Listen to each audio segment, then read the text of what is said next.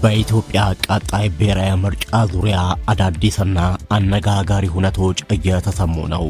የፖለቲካ ፓርቲዎች ራሳቸውን እያገለሉ መሆናቸውን ተከትሎ ምርጫው የመደረጉ ነገር አጠራጣሪ ሆኗል።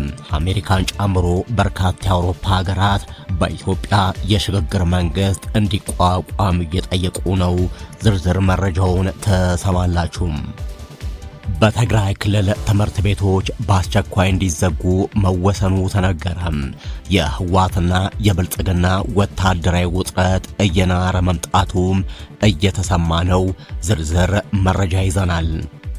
በገዛ ሀገራቸው ከአንድ ቦታ ወደ ሌላ ቦታ በሰላም የመንቀሳቀስ መብታቸውን የተነጠቁ ንጹሃን ዜጎች ዛሬም የሰቆቃ ሰለባ ሆኗል። በትናንትናው ዕለት ባሊዶሮ ከተማ አቅራቢያም በአንድ የህዝብ ማመላለሻ አውቶቡስ ላይ የጥይት እሩምታ በመክፈት ተሳፋሪዎችን ያገቱ ታጣቂዎች እነማን ናቸው? የባንክ ስርዓትን ጭምር በመጠቀም በሚሊዮን የሚቆጠር የደም ገንዘብ የሚጠይቁ አጋቾችን መንግስት ለምን መቆጣጠር አቃተው? በሽመልስ አብዲሳ የተነገረው አማራም ወደ አዲስ አበባ አይገባም የሚለው ንግግርም እየተፈጸመ ይሆን? ዝርዝር ዘገባውን ተሰማላችሁ። በትናንትናው ዕለት የእንግሊዝ ፕሪሚየር ሊግ አሸናፊ የሆነውን የአርሰናልን ድል ከብልጽግና ጋር ያመሳሰሉ የመንግስት ካድሬዎች ጽሑፍ በርካታ ትችት እያስተናገደና እያነጋገረ ነው። ዝርዝሩን ትሰማላችሁ። ጤና ይስጥልን። ከሸገር ቲዩብ የሳቱ መረጃዎች ቀጥሎ ይቀርባሉ።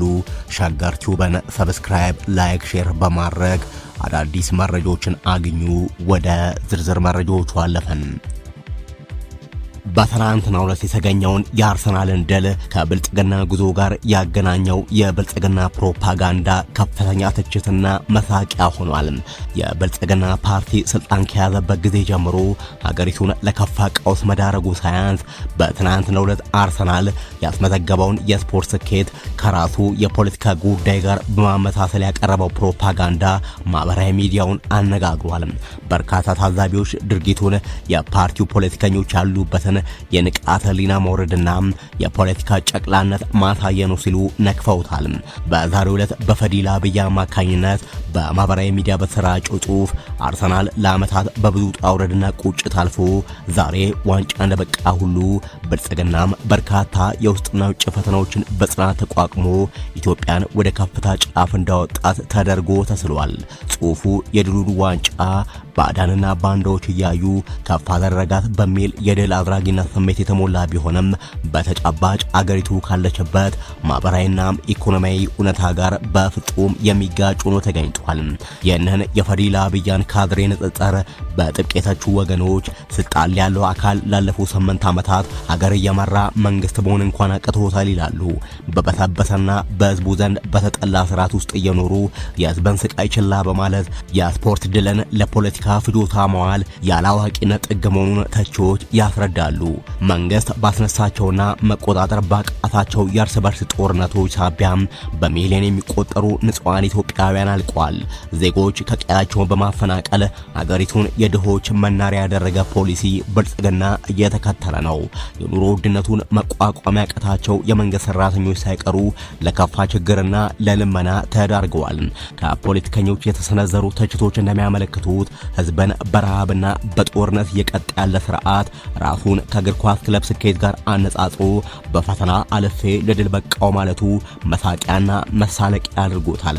የአይነቱ አቀራረብ የፓርቲው አመራሮችና ካድሬዎች የህዝቡን የዕለት ተዕለት ስቃይ ለመረዳት ምን ያህል የንቃተ ህሊና ዝቅጠት ውስጥ እንዳሉ ያሳየ ክስተት ሆኖ አልፏል እየተባለ ነው። የተፎካካሪ ፓርቲዎች ራሳቸውን ከምርጫም እያገለሉ ነው። የኢሃፓ አመራር የሆኑት አቶ ይስሐቅ ወልዳዬ ራሳቸውን ከቀጣዩ ምርጫ ማግለላቸው ታውቋል። ይህንን ውሳኔ ተከትሎ በርካታ ተፎካካሪ የፖለቲካ ፓርቲዎች በተመሳሳይ መልኩ ራሳቸውን ከምርጫው ለማግለል በመዘጋጀት ላይ መሆናቸውን መረጃዎች እየወጡ ነው።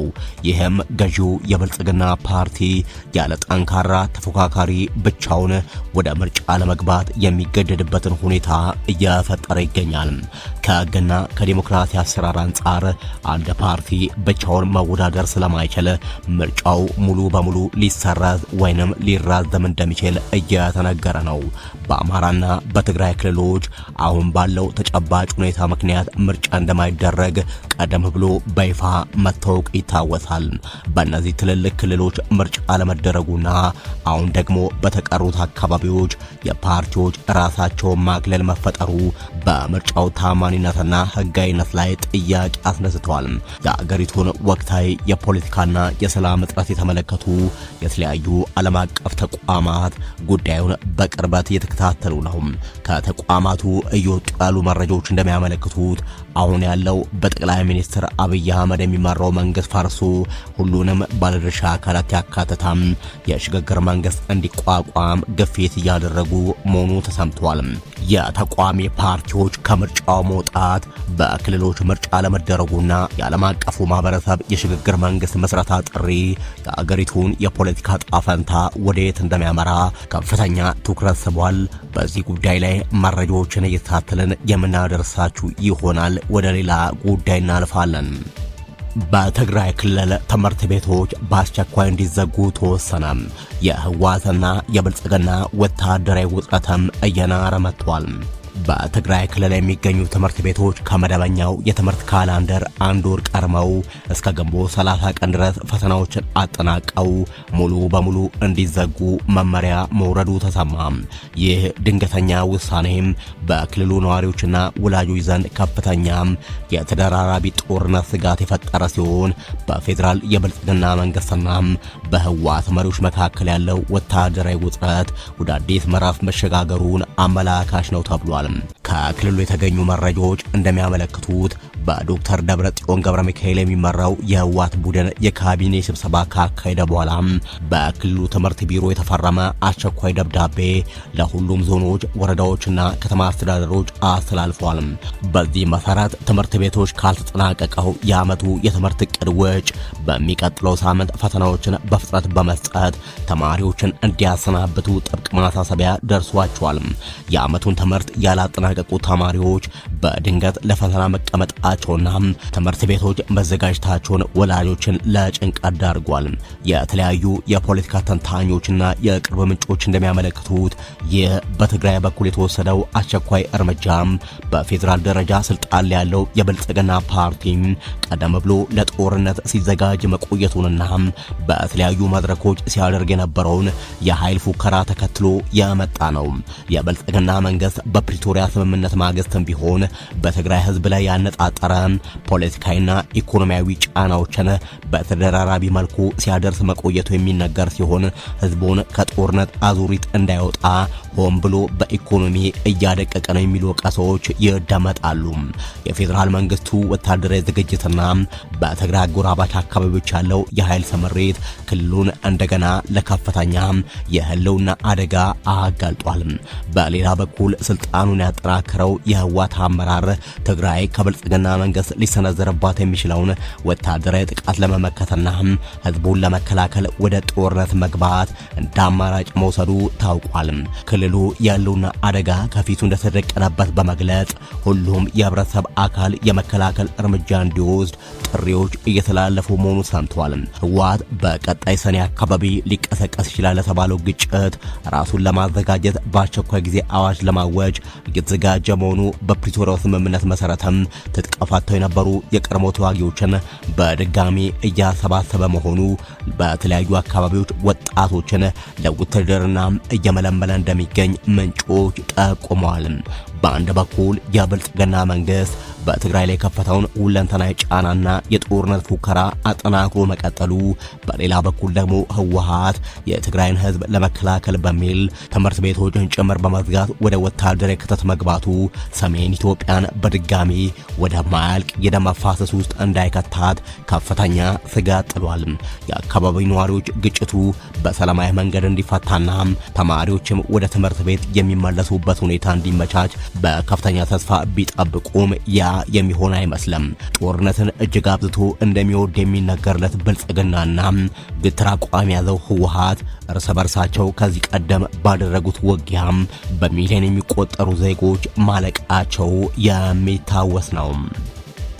የኦሮሚያ ክልል ፕሬዝዳንት ሽመልስ አብዲሳም አማራም ወደ አዲስ አበባ አይገባም በሚል ከዓመታት በፊት የተናገረው ንግግርም አሁንም በታጣቂዎች መፈጸሙን ቀጥሏል። በፍቼና ገብረ ጉራቻ መካከልም በአውቶቡስ ላይ የጥይት ሩምታ ተከፍቶ ተሳፋሪዎች መታፈናቸው ተገልጿል። በኦሮሚያ ክልል ሰሜን ሸዋ ዞን በፍቼና በገብረ ጉራቻ ከተሞች መካከል የሚገኘው አሊዶሮ ከተማው ጣብሎ በሚገኝ መስመር ላይ በህዝብ ማመላለሻ አውቶቡስ ላይ በደረሰ የታጣቂዎች ጥቃት ተሳፋሪዎች መታፈናቸው ተነግሯል። እነዚህ ታጣቂዎች አብዛኞቹ በስውር በመንግስት የሚደገፉ እንደሆኑ የተለያዩ ዓለም አቀፍ ተቋማት ሮይተርስን ጨምሮ መረጃ ማውጣታቸው ይታወቃል። በተለይ ሮይተርስ በኦሮሚያ ብልጽግና ስለተደራጀው ስለ ገዳዩ የኮሬ ነገኛ ቡድን ሰፊ ዘገባዎችን መስራቱ ይታወቃል።